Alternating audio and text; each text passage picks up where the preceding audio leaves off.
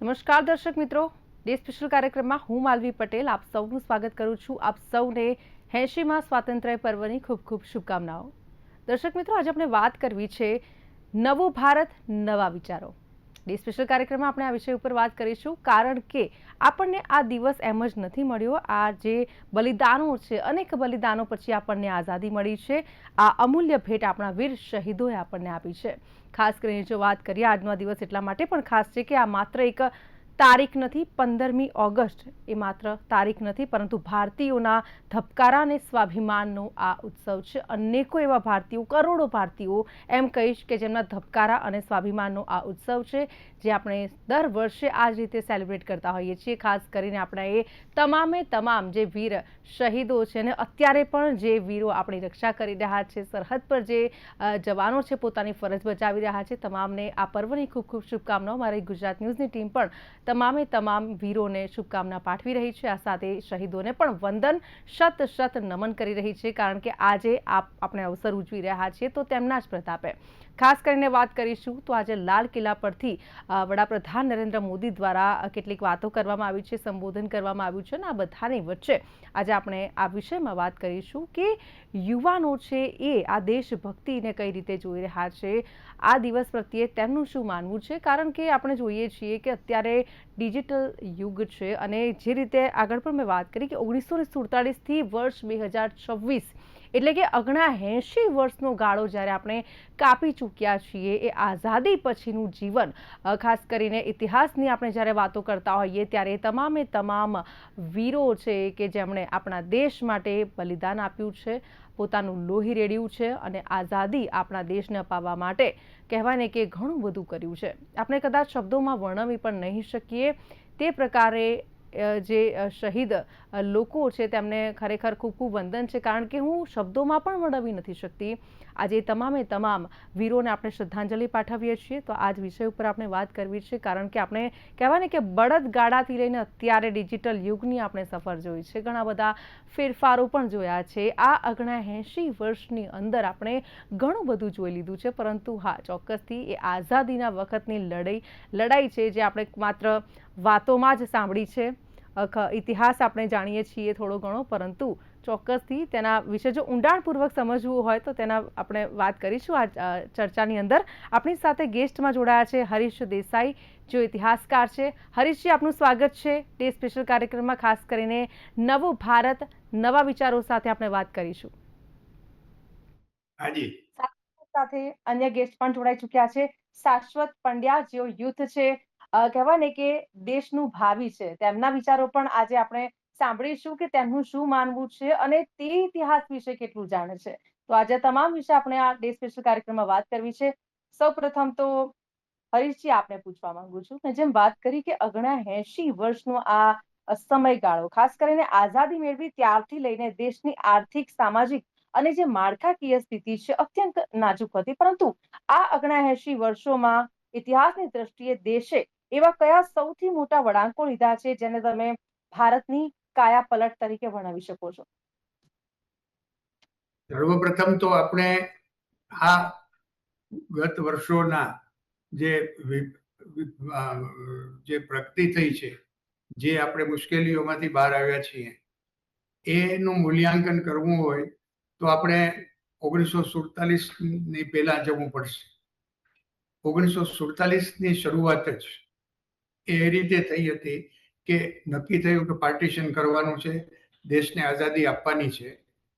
એટલે એનો થોડોક ઇતિહાસ આપણે પહેલા જોઈએ, કારણ કે ત્યારે દેશની સ્થિતિ શું હતી, કઈ રીતના સંજોગો હતા, એ જોવાનું રહે છે.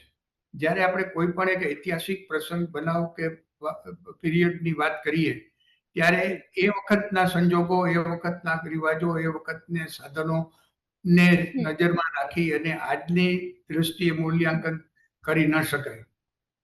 3 જૂન ના રોજ નો એક પ્લાન કહેવાય છે, એ પ્લાન નીચે દેશને આઝાદી આપવી અને પાર્ટીશન કરવું એ નક્કી થયું. આને માટે ઇન્ડિયન ઇન્ડિપેન્ડન્સ એક્ટ બ્રિટિશ પાર્લામેન્ટમાં 4/7/47 રોજ રજૂ થયો અને 10/7/47 રોજ એ ચર્ચા માટે મુકાણો. આપણી કોંગ્રેસની અને આઝાદીના લડવૈયાઓની એક વાત એ બહુ સ્પષ્ટ હતી કે જી મુકમ્મલ આઝાદી, અમારે સંપૂર્ણ ઇન્ડિપેન્ડન્સ જોઈએ છીએ, ડોમિનિયન સ્ટેટસ નહીં. આથી જ આ કાયદાનું નામ ઇન્ડિયન ઇન્ડિપેન્ડન્સ એક્ટ રાખવામાં આવ્યું અને અંતે એ કાયદો અમલમાં આવ્યો અને 15 ઓગસ્ટથી ડેટ નક્કી કરી અને આપણને આઝાદી આપવામાં આવી. આ સંજોગો જોઈએ ત્યાર વખતના, તો એક મહત્વનો પ્રશ્ન એ છે જે આપણને બહુ જ ઓછી માહિતી છે જે અંગેની, એ છે કે 15 ઓગસ્ટ પહેલા બે બાઉન્ડ્રી કમિશન નીમવામાં આવ્યા હતા, કારણ કે આપણે વિભાજન કરવાનું હતું, એક પંજાબ વિસ્તાર માટે અને એક બંગાળ વિસ્તાર માટે. આને માટે ઇંગ્લેન્ડથી ખાસ એક સિરિયલ રેડક્લિફ નામના બેરિસ્ટરને બોલેલા. એને દિલ્હીમાં જ બેસી અને બાઉન્ડ્રી નક્કી કરી લીધી. એ ભલે કરી. અહીંથી અંગ્રેજોની કનિંગનેસ જેને કહીએ કે ગમે એ હેતુ હોય, પણ 15 ઓગસ્ટે 14મી ઓગસ્ટે પાકિસ્તાન અમલમાં આવ્યો અને 15 ઓગસ્ટે આપણને આઝાદી મળી. એ બે દિવસોના રોજ પણ બે દેશોમાંથી કોઈને ખબર નહોતી કે આપણી સરહદ કઈ છે, કારણ કે 12મી ઓગસ્ટે આ સિરિલ બેરિસ્ટરે નકશો તૈયાર કરીને આપેલો, પણ માઉન્ટ બેટને એ ખાનગી રાખેલો અને 15 ઓગસ્ટ સુધી જાહેર ન કર્યો. અને 17મી તારીખે એને જાહેર કર્યું કે આ હદમાં પાકિસ્તાન છે ને આ હદમાં ભારત છે, અને પછી રમખાણો ફાટી નીકળ્યા. આ સંજોગો બહુ જ અગત્યના છે, ધ્યાને લેવા જેવા છે, કારણ કે ત્યારની જે સ્થિતિ બગડી અને જે રમખાણો થયા અને જે લાખો લોકો ઘરબાર વગરના થયા અને ઇતિહાસ જાણીતો છે, એનું એક કારણ એ હતું કે આ નકશો સરહદનો ખાનગી રાખવામાં આવ્યો. શા માટે એ હજી એ ખબર પડી નથી કે સત્ય બહાર આવેલું નથી. જે હોય તે, જી વિભાજન સમયે ભારતની સ્થિતિ એવી હતી કે લશ્કરથી માંડીને વહીવટી અધિકારીઓ અને લાઇબ્રેરીની પુસ્તકો સુધી વિભાજન કરવાનું હતું. જે બે ભાઈઓ વચ્ચે ભાયાભાગ પડે એ રીતે નક્કી કરવાનું હતું. એ એટલું બધું મુશ્કેલ હતું, છતાં એક પ્રોસેસ ચાલુ થઈ. એનાથી વધારે એ હતું કે 500થી વધારે રજવાડાનો પ્રશ્ન હતો. બ્રિટિશરોએ તો કીધું કે અમે જે સાર્વભૌમત્વ લીધું હતું 1858માં, એ તમને પરત કરીએ. તમને ઓપ્શન છે, તમારે ભારતમાં રહેવું હોય, સ્વતંત્ર રહેવું હોય કે પાકિસ્તાનમાં જવું હોય, એ તમને છૂટ છે. એનાથી વધુ કોમ્પ્લિકેશન થયું, પણ વાઇસરોયની એક મિટિંગની અંદર એ નક્કી થયું કે મોટાભાગના રજવાડા આમાં ભળી જશે દેશમાં, પણ હૈદરાબાદ, જુનાગઢ અને જી કાશ્મીરે તો જાહેર નહોતું કર્યું. પણ આ બે પ્રશ્ન ઉપસ્થિત થયા. એનો ઇતિહાસ બહુ જાણીતો છે. અંતે જેના ટાઈમમાં ઘી પડી રહ્યું, પણ ત્યારે જે સાધનો હતા આપણી પાસે, લશ્કર દરમિયાન આપણે ઉપર કાશ્મીર ઉપર હુમલો થયો, રજવાડાઓનું માનસિકતા જુદી હતી, ત્યારની પબ્લિકની માનસિકતા જુદી હતી. આઝાદીનો મર્મ સમજાણો નહોતો. લોકો હજી ગુલામીની દ્વિધામાં હતા. ત્યારે આખું સ્ટ્રક્ચર ઉભું કરવું, ઇન્ફ્રાસ્ટ્રક્ચર ઉભું કરવું, ત્યારે સાધનો સંપત્તિઓ આપણી પાસે એટલી હતી નહીં, કોમ્યુનિકેશન હતું નહીં, એરપોર્ટ એટલા હતા નહીં, રેલવે વ્યવહાર એટલો સજ્જડ હતો નહીં. એની અંદરથી આપણે ઊભા થવાનું હતું. એ સંજોગો ધ્યાને લઈ અને હવે આપણે વાત કરવાની રહે કે 1947થી 2026 સુધી શું થયું છે. જી જી મને લાગે છે કે આને માટે આપણે આપણા પૂર્વજોને, એટલે પૂર્વજ રાજકર્તાઓને, જે લોકોએ ધુરા સંભાળી દેશની, એને ઘણી વખત અન્યાય કરી બેસીએ છીએ, ઘણા રફ કોમેન્ટ કરીએ છીએ, લૂઝ કોમેન્ટ કરીએ છીએ કે આમ નહોતું થવું જોતું. પણ એ વખતના શું સંજોગો હતા, હજી ઘણી આ હકીકતો તો સરકારી રેકર્ડમાં છુપાયેલી, દરબાયેલી પડી છે. એ દ્રષ્ટિએ જોઈએ તો આપણી આજ તારીખ સુધીની જે પ્રગતિ છે એ અજોડ છે. દુનિયાના કોઈ દેશે એવી નથી કરી એટલી પ્રગતિ આપણે કરી છે. જો આપણે એ હકીકત જોઈએ તો મને તો લગભગ, મારી ઉંમર મોટી છે, મને 71 વર્ષથી તો દેશની પરિસ્થિતિ, ઇતિહાસ, રેલવેનો ઇતિહાસ, રોડનો ઇતિહાસ, ટ્રાન્સપોર્ટનો ઇતિહાસ, એજ્યુકેશનનો, મેડિકલનો, એ બધો મને ખ્યાલ આવે છે. ત્યારે જો પાછળ નજર કરીએ તો જે શૂન્યમાંથી સર્જન કર્યું કહેવાય, એવું આપણે સર્જન કર્યું છે.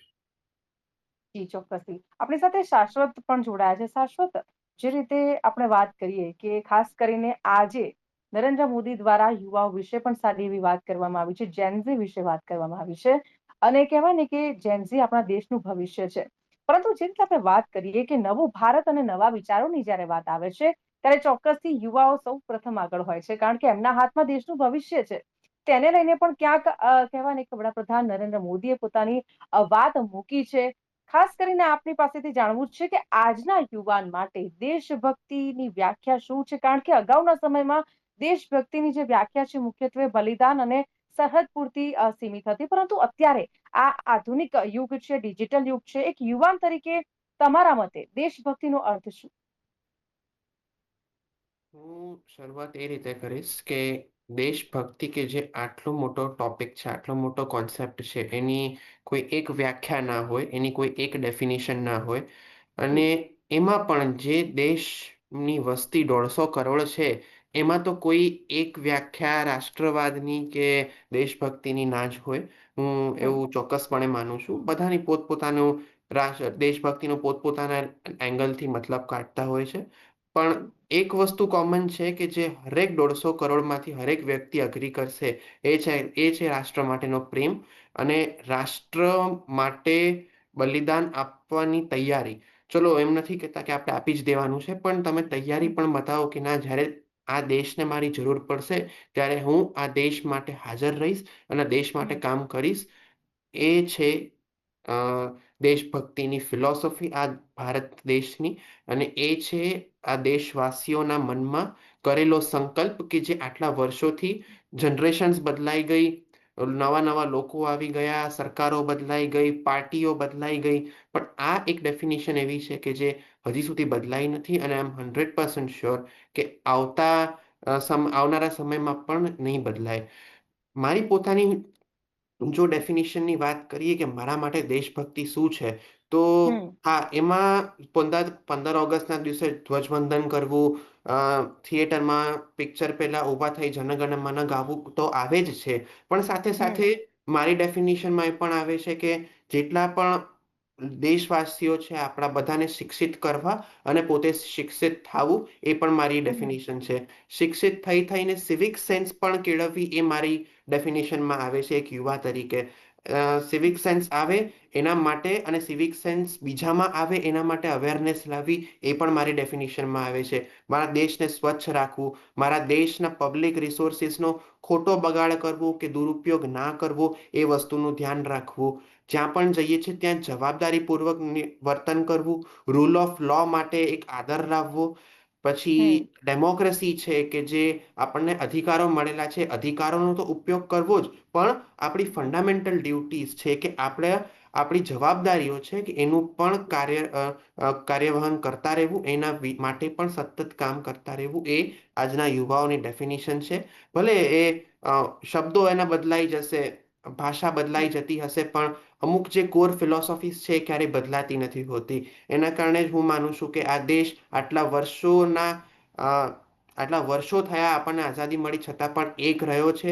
વિવિધતામાં એકતા પણ આજે જો આપણે રાખવામાં સફળ રહ્યા છીએ, તો એ આ જ ફિલોસોફીના કારણે છે કે જે હોય જે ડિફરન્સીસ હોય એ, પણ એક વાત કોમન છે કે આપણે આ ભારત દેશના વાસીઓ છીએ અને આ ભારત દેશ માટે આપણે જીવીએ છીએ.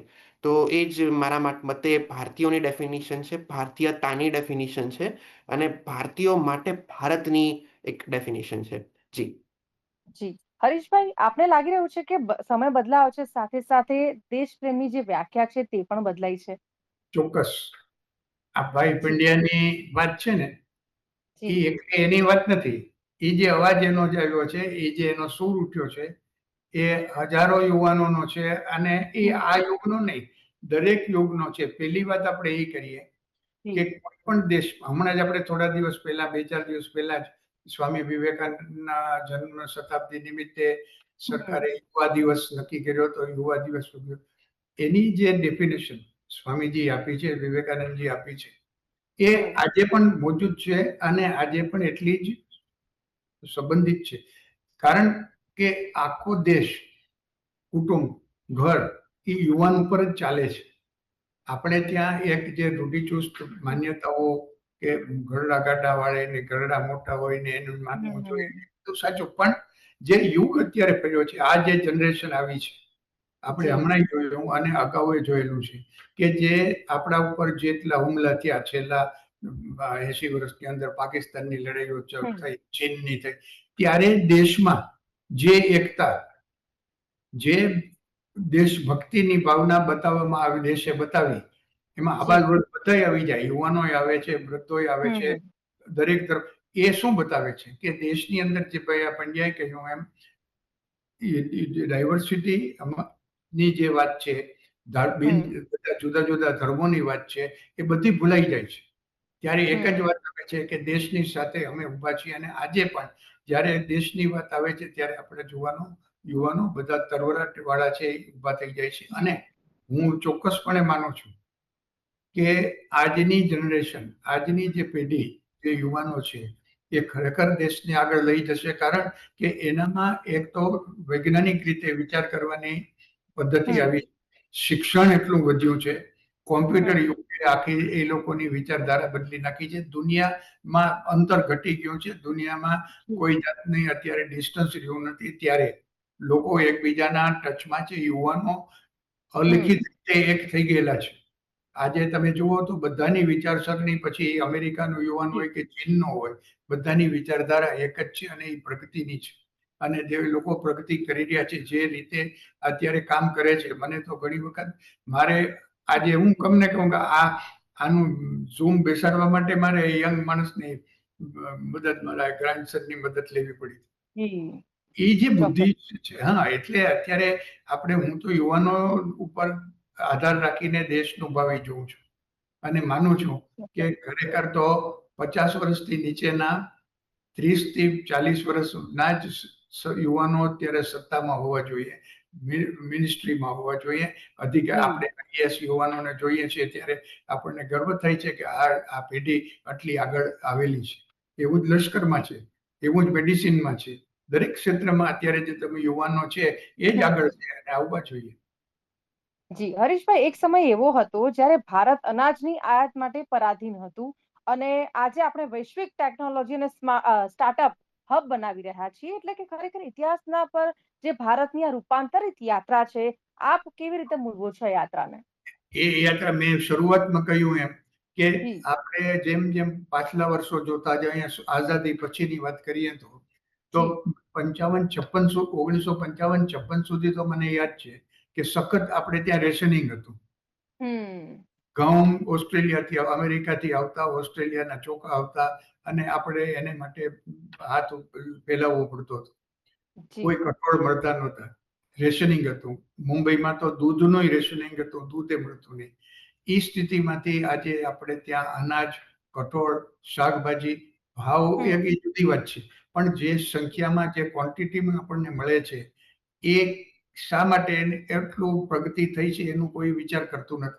ખેતીની અંદર જુઓ તો, ખેતી જ્યારે લેન્ડ રિફોર્મ્સ એક્ટ આવ્યા અને ખેડે એની જમીનનો સિદ્ધાંત આવ્યો અને પછી એનું અમલીકરણ થયું, પછી હમ ખેતીની અંદર જે વૈજ્ઞાનિક આવ્યા, ખાતર આવ્યું, બીજી ફર્ટિલાઇઝર આવ્યા, એને હમ કારણે જે વૃદ્ધિ થઈ, ત્યારે આજે આપણે ઘઉં અને બીજા અનાજોનું એક્સપોર્ટ કરી શકીએ એટલી શક્તિ ધરાવીએ છીએ. અને એટલીસ્ટ આપણે કોઈ નેશન સામે હાથ લાંબો કરવા જવું પડતું નથી. એ જી આપણી મેઇન પ્રગતિ. અને આપણો આ દેશનો આટલું સ્થિરતા આવવાનું એક કારણ આપણે ત્યાં અનાજ, કઠોળ અને શાકભાજીનો પૂરતો સપ્લાય છે. આટલી વસ્તી વધી, જેથી હમ 60 કરોડની વસ્તી હતી તેથી આટલું હમ શોર્ટેજ હતી, જ્યારે આટલી વસ્તીની અંદર આજે આપણે કરીએ છીએ એ આધુનિક ટેકનોલોજીને આભારી છે. જી શાશ્વત, હજી ભારત દેશને કઈ સમસ્યાઓ છે જેમાંથી આઝાદ કરવી જરૂરી છે? હજી એવી કઈ સમસ્યા? પહેલી સમસ્યા મારી દ્રષ્ટિએ જોઈએ તો અ, સા- એક હરીશજી, શાશ્વત જવાબ આપશો? અ, જી હું શરૂઆત તો એ રીતે કરીશ કે એવું કોઈ પણ દેશ નથી કે જેની સમસ્યાઓનો અંત આવી ગયો હોય. એ અમેરિકા હમ હોય, ચીન હોય કે એવા કોઈ પણ તમે એવા એક્ઝામ્પલ લઈ લો યુરોપિયન કન્ટ્રીના. બધા દેશોને પોતપોતાની અમુક સમસ્યાઓ તો હોય જ છે. અને અમુક હમ. સમસ્યાઓ હંમેશા રહેવાની જ છે. એનું ક્યારે કોઈ બિલકુલ. પરમાનન્ટ સોલ્યુશન આવતું નથી હોતું. પણ જો બિલકુલ. આપણે ભારતના કન્ટેક્સ્ટમાં વાત કરીએ, તો આપણે સૌથી પહેલા તો એ વિચાર કરવો જોઈએ આજે હરેક વ્યક્તિ હોય, યુવા હોય કે પછી કોઈ પણ જનરેશનના હોય, કોઈ પણ હોય, આપણે એક વિચાર હંમેશા કરવો જોઈએ કે આ આઝાદી તો આપણને મળી, પણ આપણા ઘડવૈયાઓએ એ વસ્તુનું ધ્યાન રાખ્યું કે આ આઝાદીનો કે આ ફ્રીડમનો કોઈ મિસયુઝ ના કરે. એના માટે એ હમ. લોકોએ ખૂબ જ મહેનત કરીને પહેલા તો સંવિધાન બનાવ્યું. સંવિધાન કે જેથી કરીને ગમે તેવો સમય કેમ ના આવે, ભારતમાં લોકતંત્ર હંમેશા રહે. તો લોકતંત્રનો જે પાયો નાખનાર આપણા ઘડવૈયાઓ હતા, જેણે આપણું સંવિધાન બનાવ્યું, જેણે કોન્સ્ટિટ્યુઅન્ટ એસેમ્બલીમાં 300 દિવસ મથામણ કરીને એક આખું એવું ડોક્યુમેન્ટ તૈયાર કર્યું કે જે હમ. ભારતનું ભવિષ્ય આવનારા 100-200 વર્ષ સુધી ગવર્ન કરી શકે એવી આખી સિસ્ટમ ઊભી કરીને ગયા એ લોકો. તો સૌથી હમ. પહેલા તો એ સિસ્ટમનો મિસયુઝ ના થવો જોઈએ. હું એમ નથી કહેતો કે હું કોઈ સરકાર ઉપર આંગળી નથી ચીંધતો, હું કોઈ પોલિટિકલ પાર્ટીનું સમર્થન કે વિરોધ અત્યારે નથી જી કરતો, જી. પણ એક કલેક્ટિવ રિસ્પોન્સિબિલિટી તરીકે આપણે સમજવું જોઈએ કે હમ. જો આપણે નાનકડી લાંચ પણ કોઈને આપીએ છીએ ને, તો એ આપણે લોકતંત્રનો ના વેલ્યુઝની વિરુદ્ધ જઈએ છીએ. જો આપણે હમ. કોઈને પણ ટ્રાફિક પોલીસ વાળાને પણ ચલાન ન ફાળવવાનું કહીને એને કઈ જવા દેવાનું કહીએ છીએ ને, ત્યારે આપણે હમ. ક્યાંક ને ક્યાંક કંઈક એવું કરીએ છીએ કે જેના કારણે આપણું જે લોકતંત્રનું જે સિસ્ટમ ઊભી થઈ છે ને, એને નાનકડું નુકસાન પહોંચે. અને જ્યારે બધા દેશવાસીઓ ભેગું થઈને આ વસ્તુને લાઇટલી જી જી. લાઇટલી લેવા માંડે ને, ત્યારે ખરેખર બહુ હમ. મોટી સમસ્યાઓ ઊભી થતી હોય છે. જે આપણે આજકાલના સમયમાં જોઈએ જ છીએ કે જેમ કે પેપર લીક હોય, જેમ કે હરેક હમ. વર્ષે વરસાદમાં રસ્તાઓ પર ખાડા પડી જતા હોય, એ હોય એ ખાલી હું એમ નથી કહેતો કે એક કોન્ટ્રાક્ટરે કે એક અધિકારીએ કે એક મિનિસ્ટરે લાંચ લીધી, જી. પણ ક્યાંક ને ક્યાંક આપણે એ ભૂલોને વારે વારે રિપીટ કરતા ગયા અને એ ભૂલોને આપણે એક સિસ્ટમ બનાવી દીધી અને એક ભૂલોનું હમ. એક આખું કલ્ચર ઊભું કરી દીધું કે જેમાં એ જી. ભૂલો કરવી સામાન્ય વાત છે, કે ઓકે. જેમાં એ બધું સમસ્યાઓ તો થયા રાખે, નાની મોટી વસ્તુઓ થયા રાખે. તો જ્યાં સુધી આપણે એ વસ્તુ ખિલાફ, એ વસ્તુ વિરુદ્ધ બહુ સ્ટ્રોંગલી અવાજ નહીં ઉઠાવીએ ને કે ના આ ખોટું હમ. છે તો ખોટું છે ને આ સાચું છે એ સાચું છે, ત્યાં સુધી મને લાગે ઓકે. છે કે જે સમસ્યાઓ આજે પણ છે ને એ સમસ્યાઓ એક્ઝિસ્ટ કરતી ઓકે. રહેશે, એનું સમાધાન નહીં નીકળે. તો સૌથી પહેલા તો આપણે કરપ્શનને અને કોઈને પણ લાંચ આપવી કે જી જી. જે ડેમોક્રેસી વેલ્યુઝ છે એના વિરુદ્ધ જવાનું ટાળવું જોઈએ. જી. ઓકે, હરીશજી, આપ છેલ્લે શું સંદેશ આપવા માંગો છો આજના આ પવિત્ર દિવસે? હરીશજી, હાજી. હા. આપ શું સંદેશ આપવા માંગો છો આજના પવિત્ર દિવસે? આજે આપણે 15 ઓગસ્ટ અને 24 જાન્યુઆરીના હમ. જે બંને દિવસો છે, એ દિવસોએ એક તો એટલું નક્કી કરવું, જેમ જેમ ભાઈ પંડ્યાએ કહ્યું એમ, કે જી. જે દૂષણો ખાસ કરીને અત્યારે જે આપણને જણાય છે, હમ. એ વિદ્યાર્થીઓના પ્રશ્નો, હમ. સામાન્ય જનતાના પ્રશ્નો, મિડલ ક્લાસના પ્રશ્નો, કરપ્શન, આ બધા ગોટાળા, એને હમ. માટે આપણે કટિબદ્ધ થઈ અને એક એવી પ્રથા ઊભી કરવી જોઈએ કે હમ. જેનાથી આ આખા દૂષણો એક આપણે નષ્ટ કરી શકીએ. અને એ કરવા માટે રાજકારણીઓ તો મદદરૂપ થાય, પણ મારા હિસાબે આપણે ત્યાં ધાર્મિક નેતાઓ, સંતોની વધારે અસર હોય છે. એ લોકો જો ધર્મના ઉપદેશ કરતા વધારે આ સ્થિતિ ઉપર ભાર મૂકી અને લોકોને ઉપદેશ આપી અને આ બધીથી દૂર રહેવા માટે જો દોરે તો ઘણો ફેર પડી શકશે. પરંતુ જો એમ નહીં થાય તો જ્યારે સર્વાઈવલ ઓફ ધ ફિટેસ્ટ નો સિદ્ધાંત છે, એ મુજબ આ વખતના યુવાનો, આવતી પેઢીના યુવાનો એ આ બધા દૂષણો દૂર કરશે એ મને માન્યતા છે અને શ્રદ્ધા છે. પણ અત્યારે આપણે તમામે એ સામૂહિક પ્રયત્ન કરી અને એક જે સિવિક સેન્સ, જે બીજા દેશોમાં આપણને જે શિસ્ત, જે જી જી. પ્રમાણિકતા મળે છે, એ ફોલો જી. કરવી જોઈએ. ચોક્કસથી. થેન્ક યુ વેરી મચ શાશ્વત અને હરીશભાઈ, આપ બંને અમારી સાથે જોડાયા બદલ થેન્ક યુ વેરી મચ. ચર્ચામાં ભાગ લીધા બદલ આપનો ખૂબ ખૂબ આભાર.